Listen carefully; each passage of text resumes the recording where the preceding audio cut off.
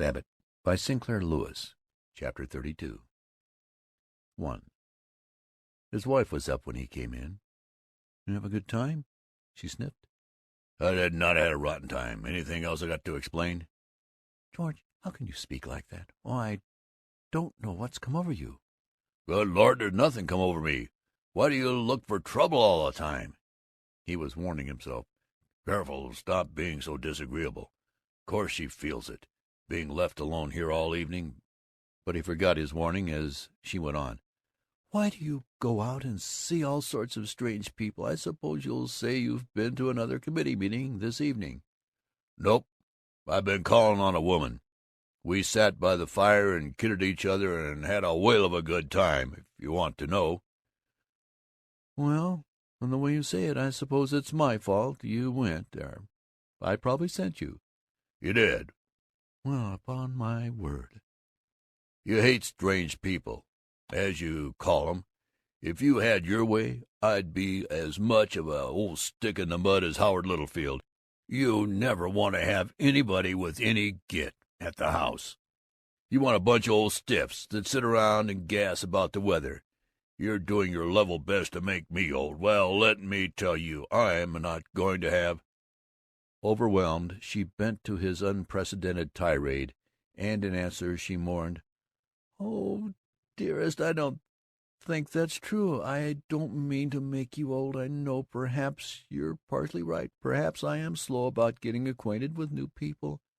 But when you think of all the dear good times we have, and the supper parties and the movies and all—" With true masculine wiles, he not only convinced himself that she had injured him, but, by the loudness of his voice and the brutality of his attack, he convinced her also. And presently he had her apologizing for his having spent the evening with Tanis. He went up to bed well pleased, not only the master but the martyr of the household. For a distasteful moment after he had lain down he wondered if he had been altogether just. Ought to be ashamed bullying her.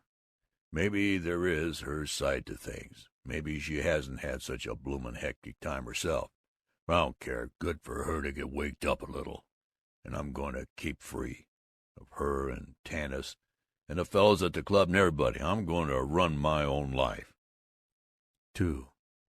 In this mood he was particularly objectionable at the Boosters' Club lunch next day.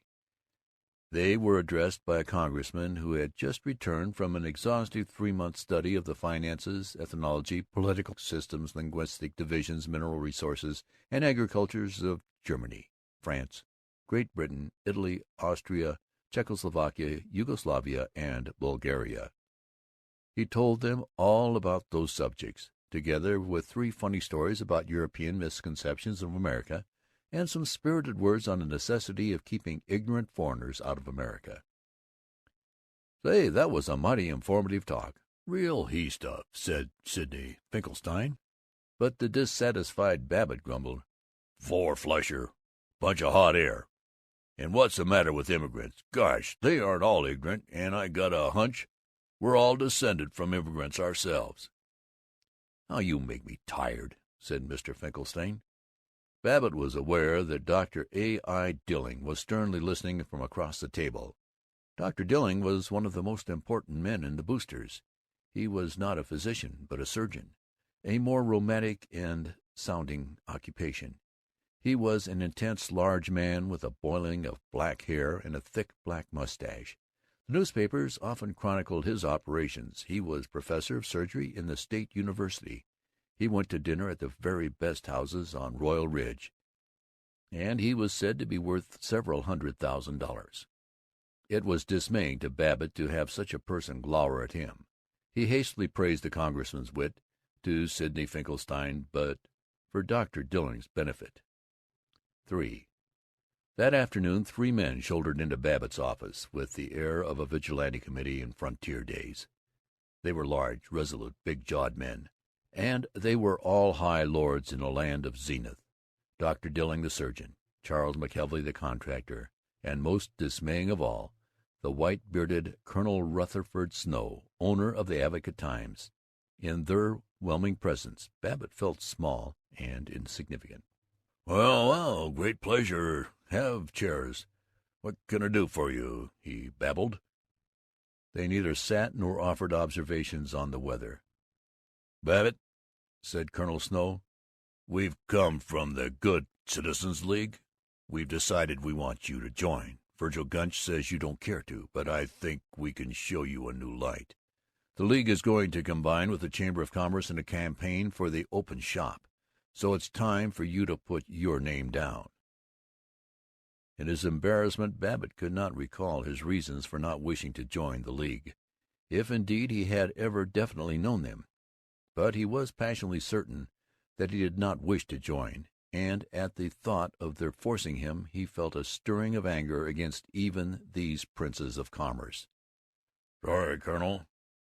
Have to think it over for a little," he mumbled. McKelvey snarled, "That means you're not going to join, George." Something black and unfamiliar and ferocious spoke from Babbitt.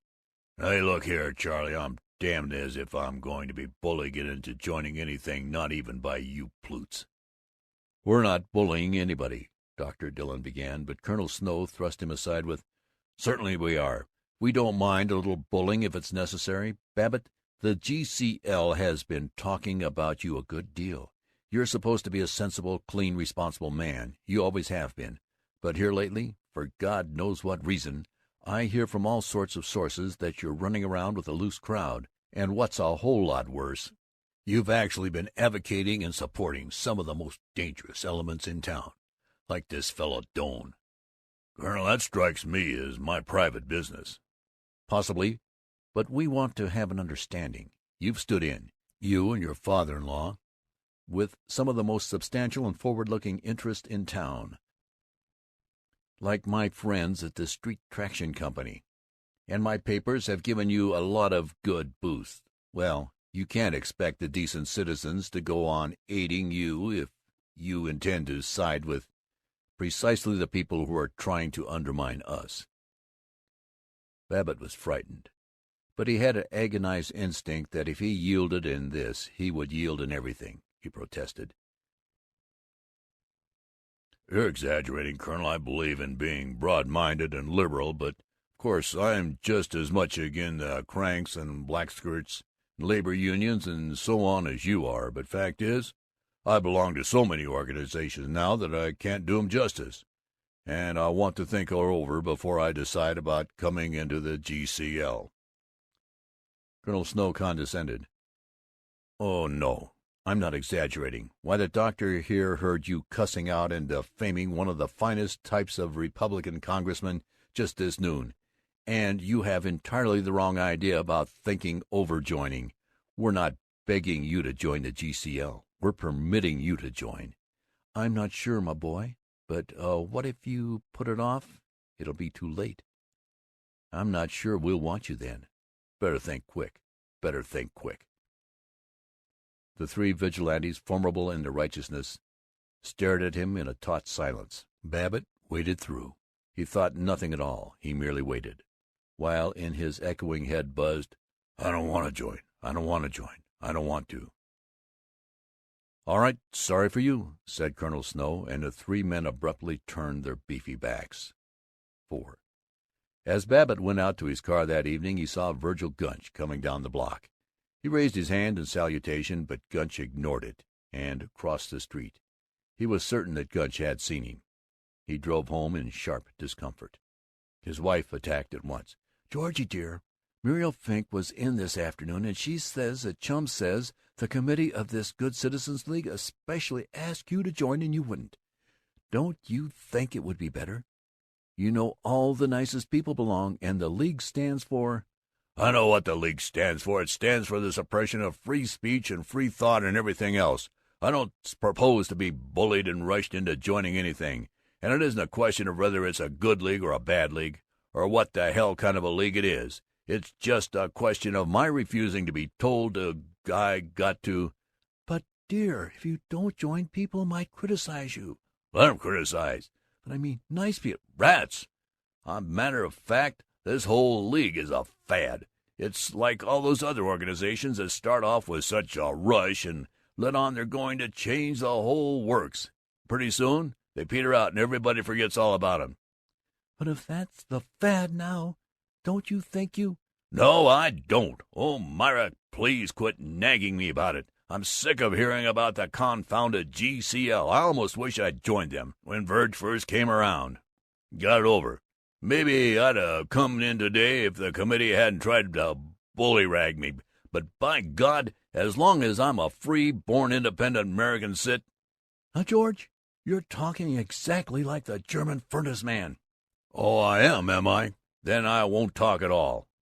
He longed that evening to see Tanis Judique, to be strengthened by her sympathy.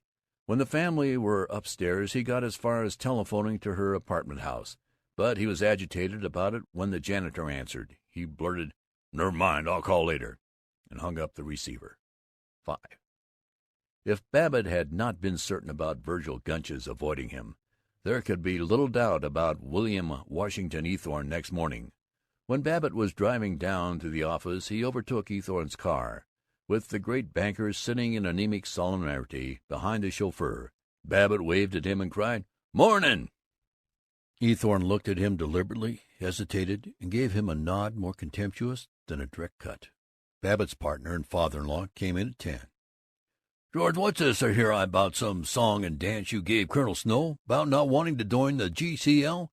What the dickens you trying to do? Wreck the firm? You don't suppose those big guns will stand for your bucking them and springing all this liberal poppycock you've been getting off lately, do you?" "Oh, rats, Henry T. You've been reading bum fiction. There ain't any such a thing as these plots to keep folks from being liberal. This is a free country. Man can do anything he wants to do." "Course, there ain't any plots. Who said they was? Only if folks got an idea you're scatterbrained and unstable, you don't suppose they'll want to do business with you, do you? One little rumor about your being a crank would do more to ruin this business than all the plots and stuff that these fool story writers could think up in a month of Sundays." That afternoon, when the old reliable Conrad Lyte, the merry miser, Conrad Lyte, appeared, and Babbitt suggested his buying a parcel of land in the new residential section of Dorchester, Lyte said hastily, too hastily, "No, don't want to go into anything new just now." A week later, Babbitt learned through Henry Thompson that the officials of the Street Traction Company were planning another real estate coup, and that Sanders, Torrey, and Wing, not the Babbitt-Thompson Company, were to handle it for them. "I figure that Jake Offutt is kind of leery about the way folks are talking about you. Of course, Jake is a rock-ribbed or old die-hard, and he probably advised the Traction fellows to get some other broker. George, you got to do something," trembled Thompson. And in a rush Babbitt agreed. All nonsense the way the people misjudged him, but still he determined to join the Good Citizens League the next time he was asked, and in a furious resignation he waited. He wasn't asked. They ignored him. He did not have the courage to go to the League and beg in, and he took refuge in a shaky boast that he had gotten away with bucking the whole city. Nobody could dictate to him how he was going to think and act. He was jarred as by nothing else when the paragon of stenographers, Miss McGowan, suddenly left him.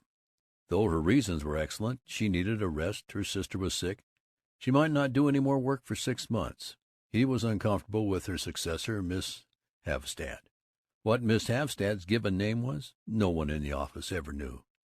It seemed improbable that she had a given name. A lover, a powder puff, or a digestion. She was so impersonal, this slight, pale, industrious Swede, that it was vulgar to think of her as going to an ordinary home to eat hash. She was a perfectly oiled and enameled machine, and she ought, each evening, to have been dusted off and shut in her desk, beside her too slim, too frail pencil points. She took dictation swiftly, her typing was perfect, but Babbitt became jumpy when he tried to work with her. She made him feel puffy, and at his best beloved daily jokes she looked gently inquiring. He longed for Miss McGowan's return, and thought of writing to her. Then he heard that Miss McGowan had, a week after leaving him, gone over to his dangerous competitors, Sanders, Torrey, and Wing. He was not merely annoyed, he was frightened. "Why'd you quit, then? he worried. "Did she have a hunch my business is going on the rocks? And it was Sanders got the street traction deal. Rats sinking ship." Gray fear loomed always by him now. He watched Fritz Wellinger, the young salesman, and wondered if he, too, would leave. Daily he fancied slights. He noted that he was not asked to speak at the annual Chamber of Commerce dinner. When Orville Jones gave a large poker party and he was not invited, he was certain that he had been snubbed. He was afraid to go to lunch at the athletic club and afraid not to go. He believed that he was spied on, that when he left the table they whispered about him. Everywhere he heard the rustling whispers, in the offices of clients, in the bank when he made a deposit, in his own office, in his own home. Interminably he wondered what they were saying of him. All day long in imaginary conversations he caught them marveling. "Babbitt? Why, say, he's a regular anarchist. You got to admire the fellow for his nerve, the way he turned liberal, and, by golly, just absolutely runs his life to suit himself. But say, he's dangerous. That's what he is. And he's got to be shown up." He was so twitchy that when he rounded a corner and chanced on two acquaintances talking, whispering, his heart leaped, and he stalked by like an embarrassed schoolboy. When he saw his neighbors, Howard Littlefield and Orville Jones, together, he peered at them, went indoors to escape their spying, and was miserably certain that they had been whispering, plotting, whispering. Through all his fear ran defiance. He felt stubborn. Sometimes he decided that he had been a very devil of a fellow, as bold as Seneca Doane. Sometimes he planned to call on Doane and tell him what a revolutionist he was. He never got beyond the planning. But just as often, when he heard the soft whispers enveloping him, he wailed, "Good Lord, what have I done? Just played with a bunch and called down Clara's drum about being such a high and mighty sodger. Never catch me criticizing people and trying to make them accept my ideas." He could not stand the strain. Before long he admitted that he would like to flee back to the security of conformity, provided there was a decent and creditable way to return. But stubbornly he would not be forced back. He would not, he swore, eat dirt. Only in spirited engagements with his wife did these turbulent fears rise to the surface. She complained that he seemed nervous, that she couldn't understand why he did not want to drop in at the Littlefields for the evening. He tried, but he could not express to her the nebulous facts of his rebellion and punishment. And, with Paul and Tanis lost, he had no one to whom he could talk. "Good Lord, Tinka is the only real friend I have these days." He sighed, and he clung to the child, played floor games with her all evening. He considered going to see Paul in prison, but though he had a pale, curt note from him every week, he thought of Paul as dead. It was Tanis for whom he was longing. "I thought I was so smart and independent, cutting Tanis out. And I need her. Lord, how I need her," he raged. "Myra simply can't understand. All she sees in life is getting along by being just like other folks. But Tanis, she'd tell me I was all right." Then he broke, and one evening late he did run to Tanis. He had not dared to hope for it, but she was in, and alone. Only she wasn't Tanis. She was a courteous, bow-lifting, ice-armored woman who looked like Tanis. She said, "Yes, George? What is it?" in even and uninterested tones, and he crept away whipped. His first comfort was from Ted and Eunice Littlefield. They danced in one evening when Ted was home from the university, and Ted chuckled, "What's this I hear from Eunie, Dad? She says her dad says you raised Cain by boosting old Seneca Doane. Hot dog, give 'em fits, stir 'em up. This old Berg is asleep." Eunice plumped down on Babbitt's lap, kissed him, nestled her bobbed hair against his chin, and crowed, "I think you're lots nicer than Howard. Why is it," confidentially, "that Howard is such an old grouch? The man is a good heart, and honestly, he's awfully bright, but he never will learn to step on the gas, after all the training I've given him. Don't you think we could do something with him, dearest?" "Why, Eunice, that isn't a nice way to speak of your papa," Babbitt observed in the best Floral Heights manner. But he was happy for the first time in weeks. He pictured himself as the veteran liberal, strengthened by the loyalty of the young generation. They went out to rifle the ice-box. Babbitt gloated, "If your mother caught us at this, we'd certainly get our comeuppance." And Eunice became maternal, scrambled a terrifying number of eggs for them, kissed Babbitt on the ear, and, in the voice of a brooding abyss, marveled, "It beats the devil why feminists like me go on nursing these men." Thus stimulated, Babbitt was reckless when he encountered Sheldon Smeeth, educational director of the YMCA and choir leader of the Chatham Road Church. With one of his damp hands, Smeeth imprisoned Babbitt's thick paw. While he chatted, "Brother Babbitt, we haven't seen you at church very often lately. I know you're busy with a multitude of details, but you mustn't forget your good friends at the old church home." Babbitt shook off the affectionate clasp. Sheldy liked to hold hands for a long time, and snarled, "Well, I guess you fellows can run the show without me. Sorry, Smeeth. Gotta beat it. Good day." But afterward he winced. If that white worm had the nerve to try to drag me back to the old church home, then the holy outfit must have been doing a lot of talking about me, too. He heard them whispering. Dr. John Jennison Drew, Chimaldi Frink, even William Washington Earthorne. The independence seeped out of him, and he walked the streets alone, afraid of men's cynical eyes and the incessant hiss of whispering. End of chapter 32.